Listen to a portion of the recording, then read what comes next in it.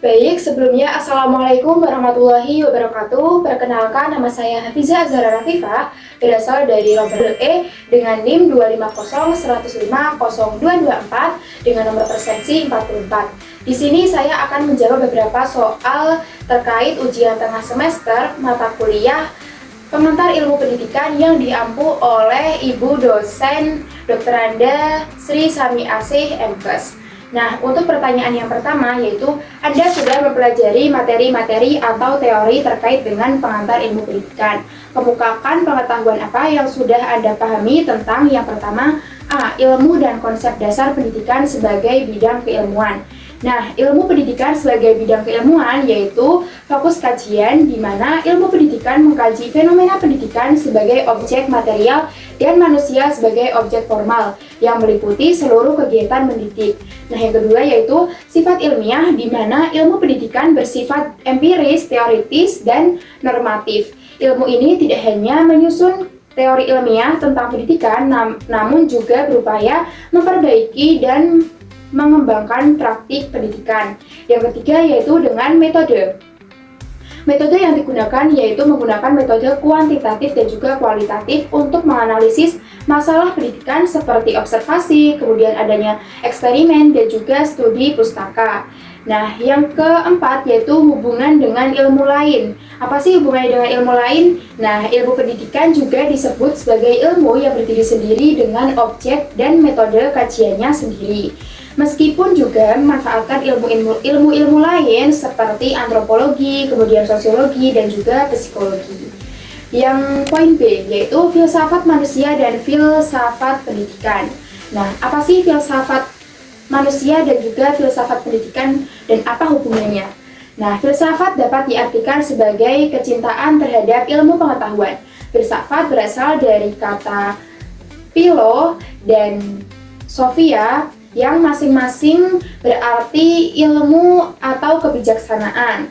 Filsafat merupakan bentuk dari segala macam ilmu pengetahuan yang berkembang sejak zaman Yunani kuno hingga masa kini, berdasarkan kajian sejarahnya.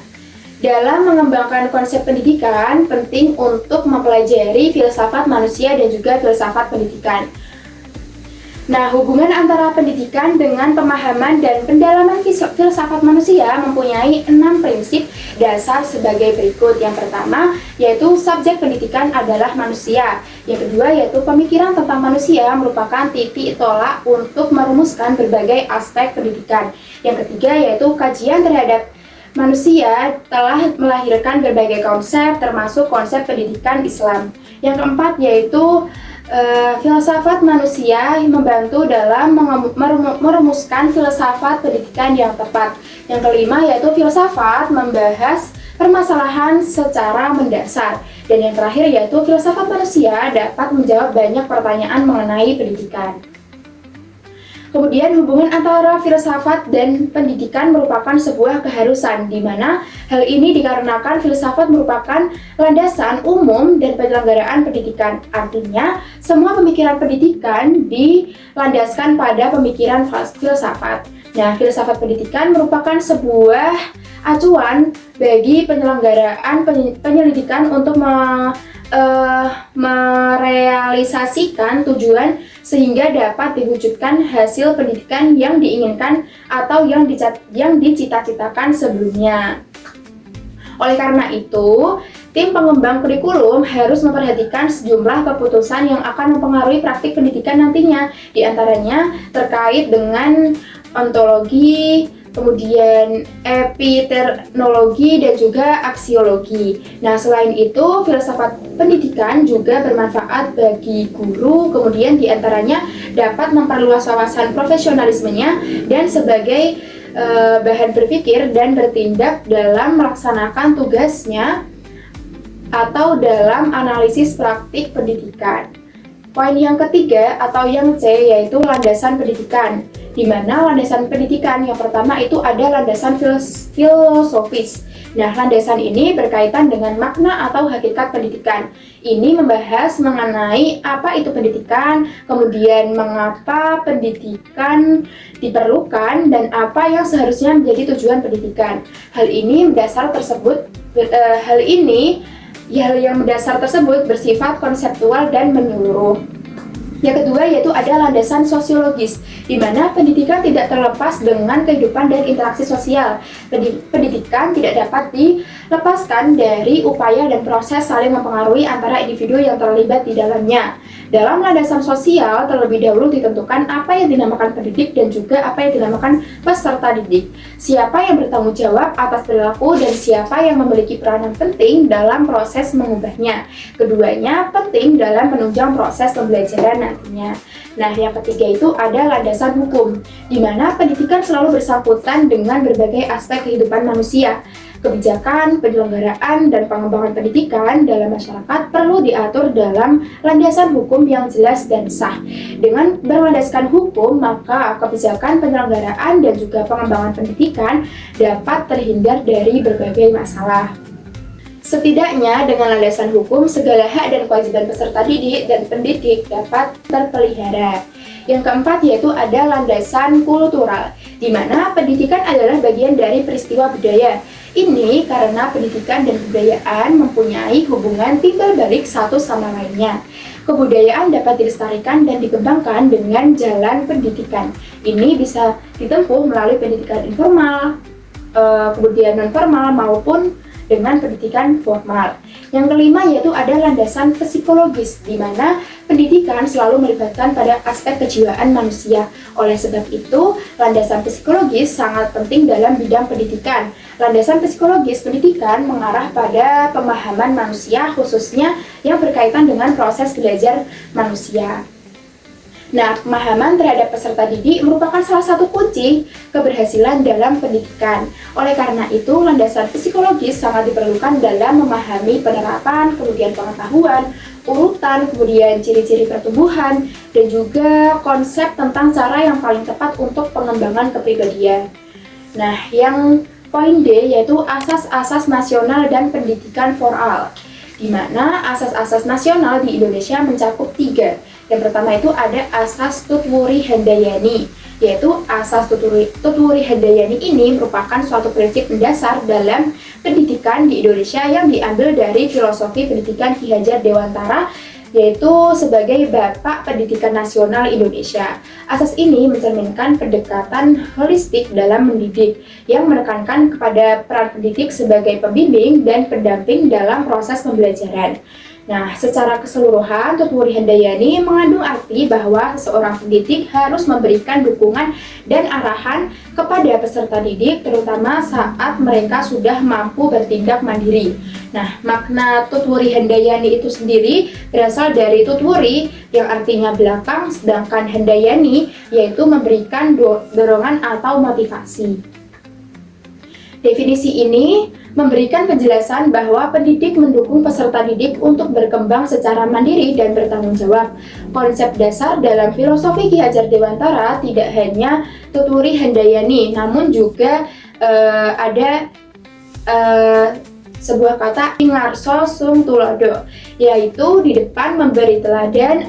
Terakhir dari asas pendidikan Ki Hajar Dewantara adalah ing madya mangun karso, yang memiliki arti di tengah membangun semangat yang memberikan tugas kepada pendidik harus mampu menciptakan suasana belajar yang imperatif dan juga memberdayakannya. Kemudian ada hakikat asas Tutwuri Handayani dalam pendidikan di Indonesia. Yang pertama yaitu pendidikan sebagai proses pembebasan, kemudian yang kedua pendidikan tidak hanya mendikte peserta didik, tetapi juga membimbing mereka agar mampu berpikir secara kritis dan bertindak secara mandiri. Yang ketiga yaitu pendidikan yang humanis. Yang keempat yaitu pendekatan ini menempatkan peserta didik sebagai subjek pembelajaran, kemudian menghormati potensi dan keunikannya. Nah, poin yang kelima yaitu dengan pengembangan karakter dan potensi. Nah, ada juga poin yang keenam, yaitu guru atau pendidik mampu membantu peserta didik untuk menggali potensi yang sebaik-baiknya sesuai dengan nilai-nilai moral dan budaya. Yang ketujuh yaitu adanya keseimbangan peran guru. Nah, yang kedelapan ini yaitu guru tidak hanya memimpin di dalam kelas atau di depan atau memotivasi di tengah, tetapi juga memberikan ruang bagi peserta didik untuk berkembang sendiri dengan dukungan moral dan emosionalnya. Selanjutnya yaitu ada asas belajar sepanjang hayat. Nah, asas belajar sepanjang hayat ini disebut juga dengan lifelong learning, yang memiliki pengertian yang sama dengan pendidikan seumur hidup. Walaupun ketika dilihat lebih jauh dan istilah ini masih bisa dibedakan. Istilah belajar adalah perubahan perilaku atau kognitif, kemudian atau afektif atau psikomotor yang relatif tetap karena pengaruh pengalaman. Sedangkan istilah pendidikan yaitu menekankan pada usaha sadar dan sistematis untuk penciptaan suatu lingkungan yang memungkinkan pengaruh pengalaman tersebut lebih efisien, efektif. Dengan kata lain, lingkungan yang membelajarkan subjek didik pendidik Indonesia belajar sepanjang hayat memiliki pengertian bahwa pendidikan bukanlah sesuatu yang hanya berlangsung di bangku sekolah atau perguruan tinggi saja, namun juga dalam proses yang berlangsung sepanjang hidup. Nah, prinsip dasar dalam asas belajar sepanjang hayat ini yaitu seseorang tidak dibatasi oleh usia, kemudian tempat, ataupun jenjang pendidikan untuk menuntut ilmu. Hal ini memberikan kesempatan kepada setiap individu untuk berhak terus belajar sepanjang hidupnya. Oleh karena itu, keterlibatan masyarakat menjadi sangat penting sebab pendidikan yang akan mereka jalani biasanya dilakukan di luar sistem pendidikan melalui berbagai kegiatan ataupun pengalaman hidup. Tujuan belajar sepanjang hayat ini dalam pendidikan Indonesia merupakan meningkatkan kualitas atau upaya dalam meningkatkan kualitas sumber daya manusia atau yang disingkat dengan SDM manusia. Nah, dengan adanya pendidikan sepanjang hayat ini, masyarakat dapat terus mengembangkan kompetensinya dengan menyesuaikan diri dengan perkembangan zaman, kemudian dapat beradaptasi dengan perubahan teknologi dan pasar kerja. Tujuan lain yaitu untuk menggapai keadilan sosial, yaitu sebagaimana program belajar sepanjang hayat memberikan kesempatan yang setara bagi semua lapisan masyarakat untuk memperoleh pendidikan dan keterampilan pendidikan sebelumnya. Nah, mendukung pembangunan nasional atau juga SDM yang terus berkembang dapat berkontribusi lebih optimal pada pembangunan negara baik di sektor ekonomi, sosial, budaya, maupun politik. Pendidikan sepanjang hayat memungkinkan tiap warga negara Indonesia yang pertama mendapat kesempatan untuk meningkatkan kualitas diri dan kemandirian sepanjang hidupnya. Yang kedua yaitu mendapat kesempatan untuk memanfaatkan layanan lembaga-lembaga pendidikan yang ada di masyarakat. Yang ketiga, dapat kesempatan mengikuti program-program pendidikan sesuai dengan bakat, minat, dan kemampuan dalam rangka pengembangan pribadi secara utuh menuju profil manusia Indonesia seutuhnya atau yang disebut juga dengan MIS, yaitu berdasarkan Pancasila dan Undang-Undang Dasar 1945, serta mendapat kesempatan mengembangkan diri melalui proses pendidikan jalur, jenjang, dan jenis pendidikan tertentu sebagaimana tersurat dalam Undang-Undang Republik Indonesia Nomor 20 Tahun 2003. Nah, untuk asas-asas yang selanjutnya yaitu ada asas kemandirian dalam belajar, di mana kemandirian dalam belajar diartikan sebagai aktivitas belajar yang berlangsung lebih didorong oleh kemauan sendiri atau pilihan sendiri. Pengertian ini memberikan informasi bahwa prinsip dari asas kemandirian belajar adalah kemampuan individu untuk bertanggung jawab atas proses belajarnya sendiri.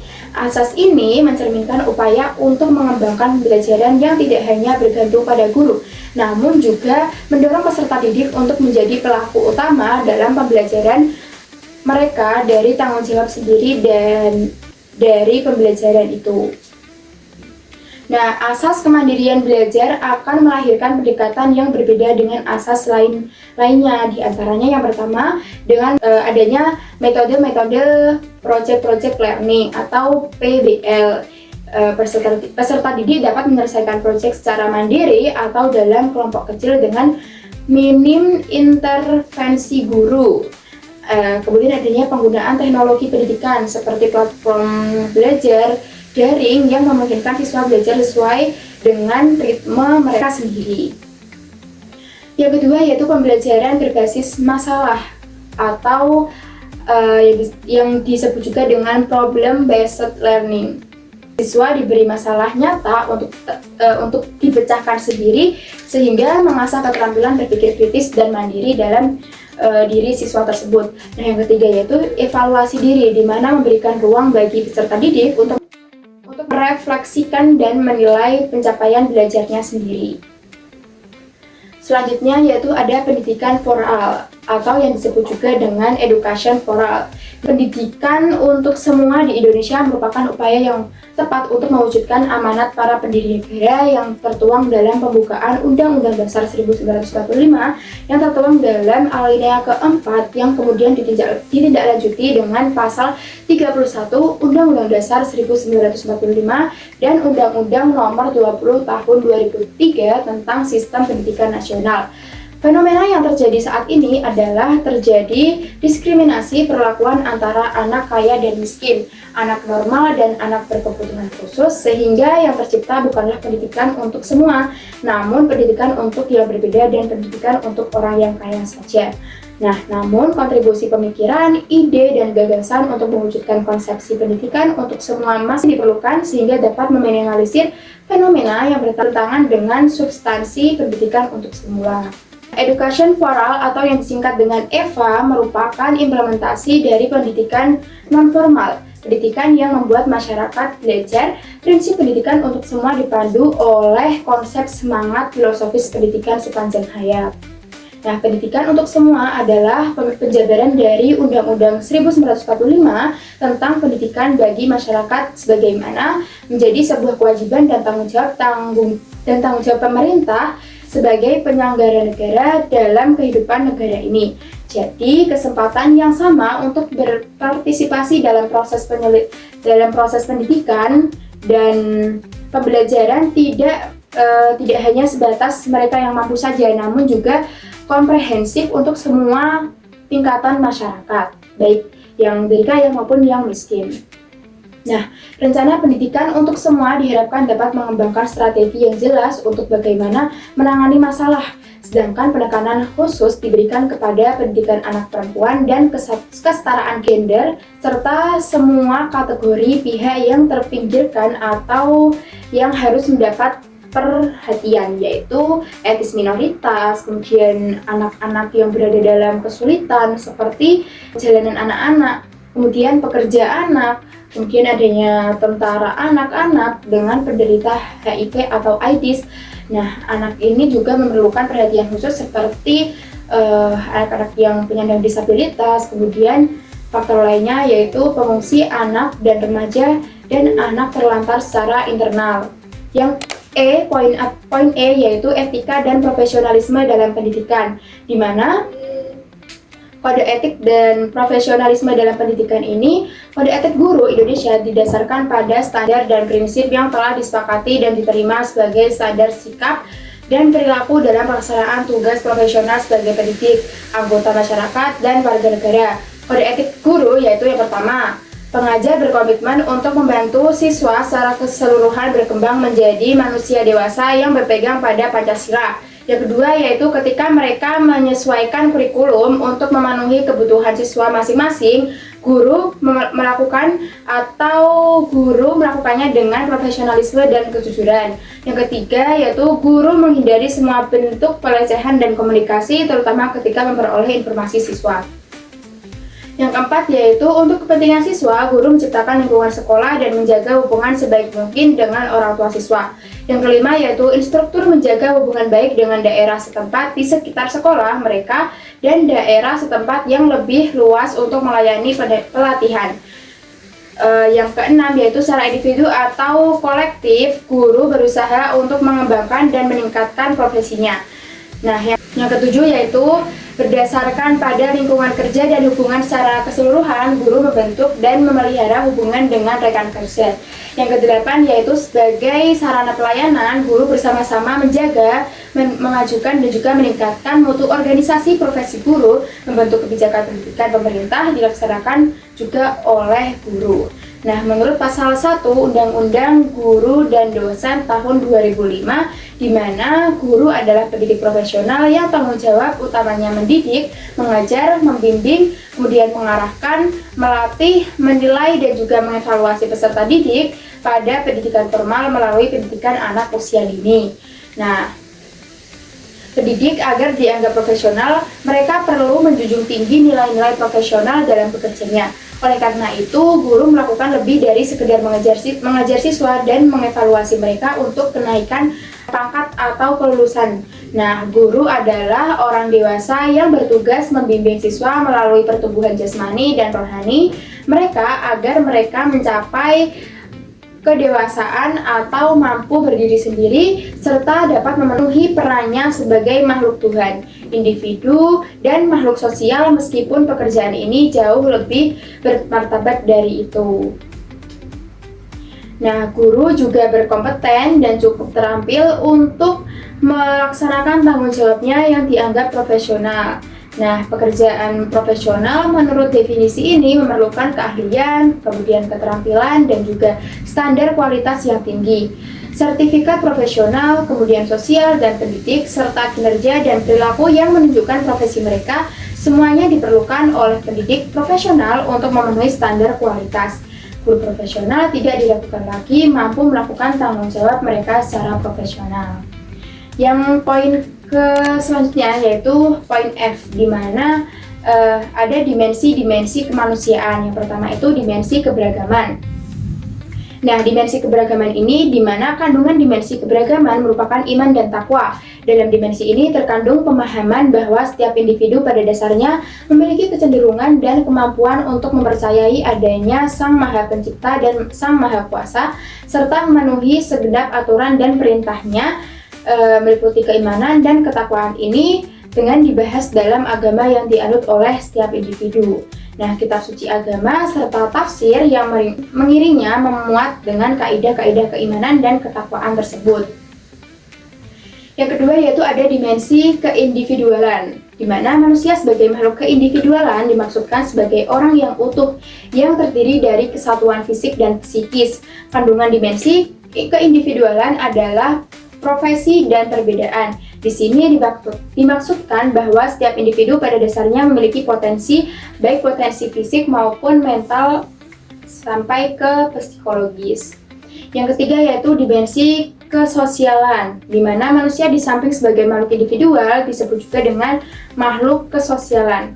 Nah, perwujudan manusia sebagai makhluk sosial tampak dalam kenyataan bahwa tidak ada yang mampu hidup sebagai manusia tanpa bantuan orang lain, tidak dapat hidup sendiri artinya. Nah, manusia hidup dalam suasana interdependensi dalam antar hubungan dan anteraksi. Yang selanjutnya yaitu dimensi kesusilaan, di mana masalah kesusilaan maka akan selalu berhubungan erat dengan nilai-nilai.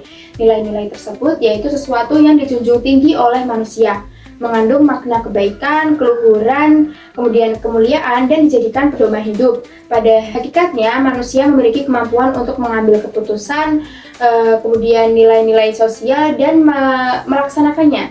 Nah, sehingga dengan demikian dapat dikatakan manusia bila memiliki nilai-nilai, kemudian bisa menghayati dan juga melaksanakan nilai-nilai tersebut. Nah, menjawab pertanyaan yang kedua, yaitu kita menjumpai di masyarakat ada orang baik dan ada orang yang jahat. Mengapa bisa demikian? Nah, guru harus mengupayakan agar murid-muridnya ke depan menjadi orang yang baik. Upaya-upaya apa yang akan Anda lakukan kelak sebagai guru agar murid-murid Anda menjadi orang baik? Uraikan. Baik, menjawab pertanyaan yang kedua, yaitu mengapa ada orang yang baik dan ada orang yang jahat? Nah, karena semua itu dipengaruhi oleh beberapa faktor. Yang pertama adanya seperti lingkungan keluarga. di mana lingkungan keluarga yang ditanamkan sedari kecil, apakah dari lingkungan yang damai atau justru dari keluarga yang kasar dalam mendidiknya. Nah, yang kedua yaitu ada pendidikan yang diajarkan, terutama bimbingan dari orang tua sedari kecil tersebut. Bisa diajarkan dari pendidikan di rumah maupun di sekolahnya. Yang ketiga yaitu pergaulan yang dialami dari rumah maupun dari luar rumah, dari pergaulan mungkin dari teman-temannya maupun dari yang lainnya bisa juga. Yang keempat yaitu pengalaman hidup. Biasanya orang yang jahat berasal dari orang yang baik namun diremehkan, atau bisa juga mungkin dari pengalaman seperti pernah dibully sejak kecilnya atau faktor yang lainnya. Yang kelima yaitu nilai-nilai yang ditanamkan sejak dini bahwa sikap tersebut baik atau buruk boleh dilakukan atau tidak, atau sesuai dengan norma yang diajarkan di keluarga maupun di dalam dirinya sendiri, yang tertanam dalam dirinya sendiri. Nah, bagaimana upaya-upaya yang akan dilakukan kelak saya sebagai guru agar murid-murid saya menjadi orang yang baik? Yang pertama dengan memberikan teladan yang baik.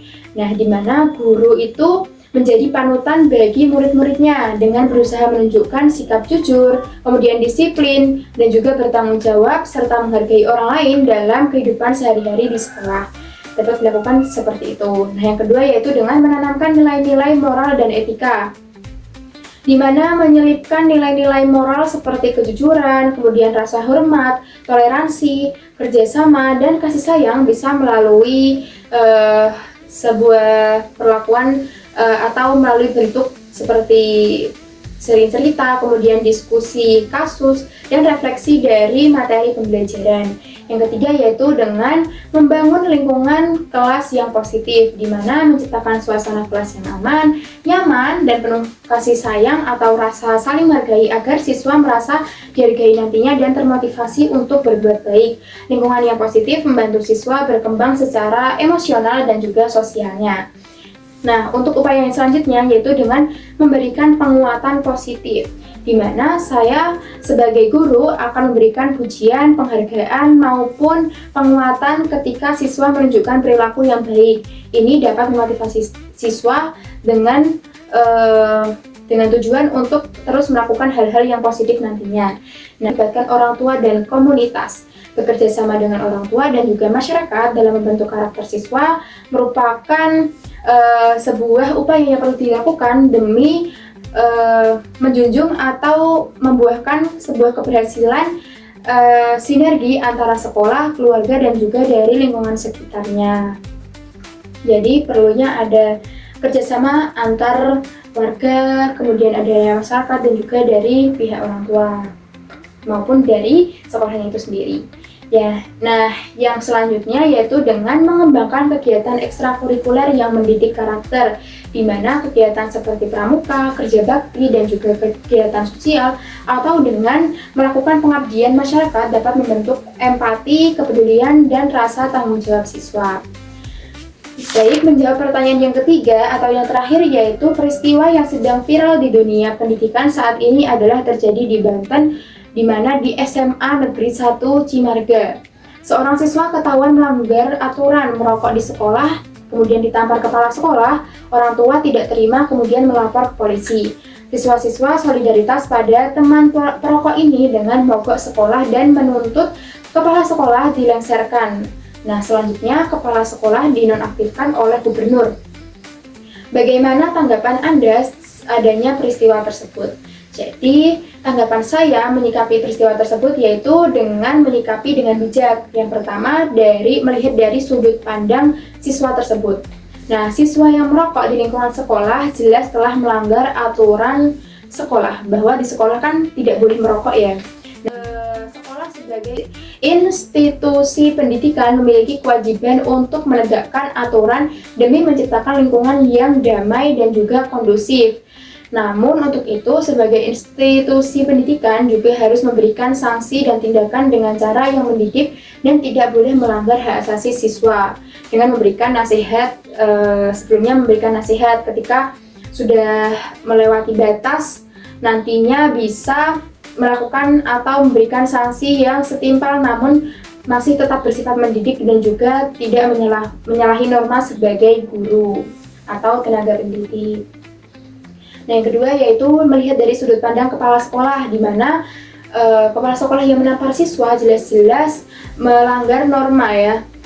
Jadi walaupun mungkin dimaksudkan sebagai bentuk kedisiplinan, namun cara seperti atau cara dengan menampar siswa tersebut bukanlah cara yang tepat dalam dunia pendidikan. Tindakan fisik apalagi kekerasan dapat melanggar hukum dan etika profesional seorang pendidik. Nah, guru dan kepala sekolah harus mengedepankan pendekatan yang humanis dan dialogis dalam pelanggaran siswa. Yang ketiga yaitu melihat dari respon orang tua, di mana orang tua yang melaporkan kejadian tersebut ke polisi menunjukkan adanya kurangnya komunikasi yang efektif antara sekolah dan keluarga tersebut. Mungkin dari keluarganya hanya melihat sisi dari kepala sekolah yang menampar saja, tidak melihat dari sisi anaknya yang menyalahi aturan tidak boleh merokok di sekolah. Seperti itu, seharusnya lebih bijak lagi dan mempertimbangkan kembali. Mungkin bisa dilakukan dengan mediasi terlebih dahulu. Yang keempat yaitu dengan solidaritas siswa yang keliru. Nah, beberapa teman tersebut kan mendukung ya, atau lebih pro ke anak yang melanggar aturan tersebut. Namun, aksi mogok belajarnya dan juga tuntutan siswa agar kepala sekolah dicopot menunjukkan kurangnya pemahaman siswa akan batasan solidaritas dan tanggung jawab moral. Solidaritas seharusnya tidak dibangun untuk membela pelanggaran, namun diarahkan untuk mendukung teman untuk berubah menjadi lebih baik. Seperti itu. Jadi tidak dijadikan kesempatan untuk mogok sekolah gitu ya. Nah, yang kelima yaitu dari sudut pandang gubernur, di mana penonaktifan kepala sekolah mungkin merupakan cara efisien dalam meredam dan juga menjaga ketertiban dari kasus tersebut. Namun ini juga menjadi momentum atau menjadi evaluasi menyeluruh terhadap sistem pembinaan karakter di sekolah dan pelatihan kepemimpinan untuk para kepala sekolah agar berperilaku yang lebih bijak dan tidak gerusa-gerusuh untuk melakukan sesuatu seperti menampar siswa tersebut. Nah, dari pihak polisinya juga bisa kita lihat bahwa polisi kan bersifat netral harusnya. Nah, nantinya polisi tidak boleh memihak satu pihak saja, namun juga menyikapi dengan cara meminta keterangan dari saksi-saksi seperti siswa, guru, staf karyawan, dan apa penyebabnya kok bisa seperti itu. Nah, kemudian mengumpulkan bukti berupa video, bisa berupa rekaman dan juga CCTV perilaku tersebut terjadi, dan juga memeriksa kepala sekolah sebagai terlapor yang dijadikan tersangka, seperti itu. Nah, nantinya dengan memberikan hukuman yang adil dan setimpal. Baik, itu tadi beberapa jawaban yang dapat saya sampaikan mengenai beberapa soal ujian tengah semester pengantar ilmu pendidikan yang diampu oleh Ibu dosen Dr. Anda Sri Sami Asih MKes. Untuk kurang lebihnya saya mohon maaf. Saya akhiri. Wassalamualaikum warahmatullahi wabarakatuh.